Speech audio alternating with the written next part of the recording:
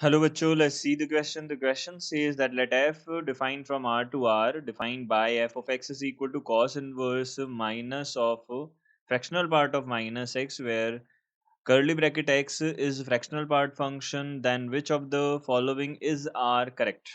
तो हमको बताना है इनमें से कौन से करेक्ट होंगे, ये हमको बताना है. First of all we can discuss the key concept of this question. So key concept हमारे पास क्या होगा? सबसे पहले देखिए range of y is equal to cos inverse x. Y is equal to cos inverse x is 0 to pi. ये हमारे पास इसकी range होती है. एंड रेंज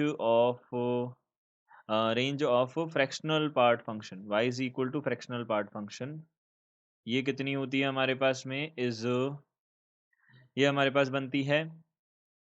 देखिए, ये हमारे पास बनेगी 0 to 1. 0 पे क्लोज लगेगा और 1 पे ओपन लगेगा. ये हमारे पास आएगा. ये हुआ एक. अब देखिए, इसी के साथ हमारे पास में जो फ्रैक्शनल पार्ट फंक्शन है वो एक पीरियोडिक फंक्शन होता है. y is equal to fractional part of x is a periodic function. A periodic function ये हमेशा क्या होगा? एक पीरियोडिक फंक्शन होगा. क्लियर? ये इतनी बातें हमको ध्यान रखनी है. अब देखिए, यहाँ से हमारे पास क्या है? सबसे पहला है f is many one but not even function. देखिए, हम इसको सबसे पहले चेक करते हैं. इवन के लिए हमको क्या करना होता है वो भी लिख लेते हैं. चलिए पहले तो y is equal to fx is even function if and only if f of minus x is equal to कितना हो? f of x हो तब. तो देखिए, सबसे पहले काम हमने किया, f is defined from R to R है. यहाँ से है f x is equal to cos inverse of minus fractional part of x. ये है हमारे पास. देखिए, यहाँ से हमने सबसे पहले क्या किया? ये हमारे पास क्वेश्चन है. सबसे पहले हम मैनी वन या वन वन की बात कर लेते हैं. तो सिंस हमको पता है कि फंक्शन क्या है, ये फ्रैक्शनल पार्ट फंक्शन हमारे पास एक पीरियोडिक फंक्शन होता है. तो जो वैल्यू हमको वन पे मिलेगी वही टू पे भी मिलेगी, वही थ्री पे भी मिलेगी, वही फोर पे भी मिलेगी. ऐसे ही रिपीट होती रहेगी ये तो सारी जगह. क्योंकि हमको पता है यहाँ से one one many one function के लिए हम क्या करते हैं? एक भी एग्जाम्पल दे दिया तो मैनी वन हो गया उसका. वो वन वन नहीं है इसका मतलब. तो हमने क्या किया? देखा, हमने बोला कि एफ ऑफ वन जो है और एफ ऑफ टू है, दोनों की वैल्यू सेम होगी. तो देखो, एफ ऑफ वन कितना होगा? कॉस इनवर्स यहाँ से कितना आ जाएगा? Minus fractional part of -1. देखिए, फ्रैक्शनल पार्ट ऑफ कितना है? -1. अब इंटीजर का फ्रैक्शनल पार्ट तो जीरो होता है. तो कॉस इनवर्स जीरो कितना हो जाएगा हमारे पास में? कॉस इनवर्स जीरो हो जाएगा पाई/2. सिमिलरली कॉस इनवर्स यहाँ पे कितना है? माइनस फ्रैक्शनल पार्ट ऑफ कितना है? -2. यहाँ से देखिए, -2 लिखा हमने तो कॉस इनवर्स ऑफ जीरो बना. Again cos inverse of zero कितना हो जाएगा? अगेन पाई/2. अब यहाँ पे वन और टू तो सेम नहीं है, तो इसका मतलब ये क्या हो जाएगा? मैनी वन हो जाएगा. मैनी वन फंक्शन, ये हमारे पास मैनी वन फंक्शन बन जाएगा. ये तो करेक्ट है पहला तो. अब दूसरा हम इवन फंक्शन के बारे में देख लेते हैं. तो इवन फंक्शन क्या बोलता है? एफ ऑफ, देखिए, इवन बोलता है f of minus x should be equal to f of x. ये बोलता है कि नहीं बोलता? तो यहाँ से हमने क्या करेंगे? हम एफ ऑफ माइनस एक्स देख लेंगे. तो एफ ऑफ माइनस एक्स कितना हो गया? कॉस इनवर्स यहाँ से minus fractional part of plus x बन जाएगा. अब देखिए, ये किसके इक्वल नहीं है? ये एफ एक्स के इक्वल नहीं है. क्योंकि हमें पता है, अगर हमारे पास में fractional part of minus x और फ्रैक्शनल पार्ट ऑफ एक्स है तो इन दोनों का सम किसके इक्वल होता है? वन के इक्वल होता है. इसका हमको ध्यान रखना है.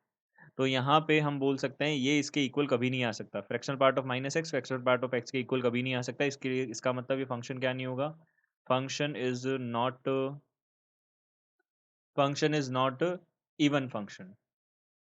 Not an even function. ठीक है, तो ये फंक्शन इवन नहीं होगा. अब हमने बात की अगली. अब हमने बात की पीरियोडिसिटी की. पीरियोडिक होगा कि नहीं होगा? देखो, थर्ड हमने देखा. तो हम यहाँ से बोल सकते हैं इफ, देखना, हम सबसे पहले बात कर लेते हैं y is equal to f o g की, यानी कॉम्पोजिशन अगर हमारे पास हो, इसकी बात कर लेते हैं. तो हम यहाँ पे सीधा सीधा क्लियरली बोल सकते हैं if g is periodic function, if g is periodic function then f o g, या फिर f के अंदर g अगर हम रख रहे हैं, y is equal to f o g, y is equal to f o g will also be a will also be a periodic function. Periodic function, वो भी हमारे पास में क्या होगा, एक पीरियोडिक फंक्शन होगा। तो यहाँ पे y इज इक्वल टू हमारे पास में कितना है, कॉस इनवर्स माइनस एक्स है, नेगेटिव भी बाहर है। तो यहाँ पे हमको पता है y इज इक्वल टू, यहाँ पे x जो है, यहाँ पे माइनस एक्स ही लिख लेते हैं, इज अ पीरियोडिक फंक्शन। ये हमारे पास क्या होता है, एक पीरियोडिक फंक्शन होता है।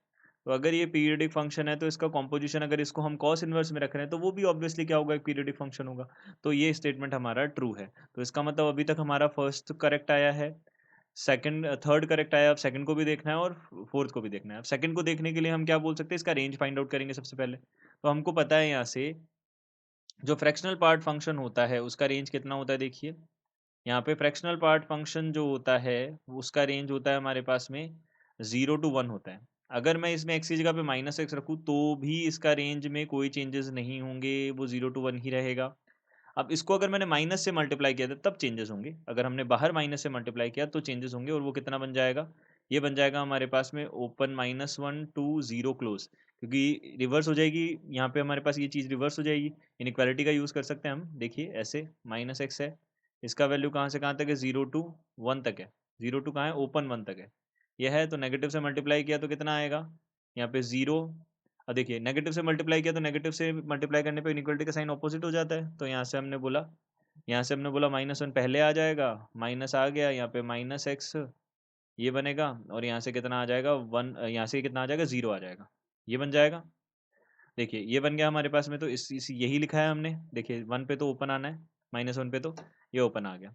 क्लियर। अब देखिए ये हमने नेगेटिव की बात कर ली, ये हमारे पास बनेगा। अब अगर हमने देखिए इसको हमने इस तरीके से लिखा कि माइनस, और fractional part of minus x जो है वो कहाँ से कहाँ तक होगा, 0 to 1, -1 to 0 तक होगा, ये बनेगा। अब हम कॉस इनवर्स, हमारे पास में क्या होता है, एक डिक्रीजिंग फंक्शन होता है। कॉस इनवर्स अगर ऑपरेट करेंगे तो क्या बनेगा, यहाँ से कितना आ जाएगा, देखो पाई/2 ऑपरेट करने पे ये रिवर्स चला जाएगा, और कॉस इनवर्स माइनस यहाँ से कितना हो जाएगा, minus fractional part of function हो जाएगा, और यहाँ से कितना आ जाएगा, ये आ जाएगा पाई आ जाएगा। तो यानी कि पाई पे तो ओपन है और पाई/2 पे क्लोज है। कॉस इनवर्स जो 0 है वो पाई/2 होता है, रिवर्स करने पे पाई/2 पहले आ जाएगा, और पाई जो है कॉस इनवर्स 1 -1 जो होता है वो पाई होता है, तो ये पाई इधर आ जाएगा। ये बन गया हमारे पास में। अब देखिए हमको क्या बताना है, इसके प्राइम नंबर है कि नहीं है इसकी रेंज में। तो रेंज तो हमको मिल गई।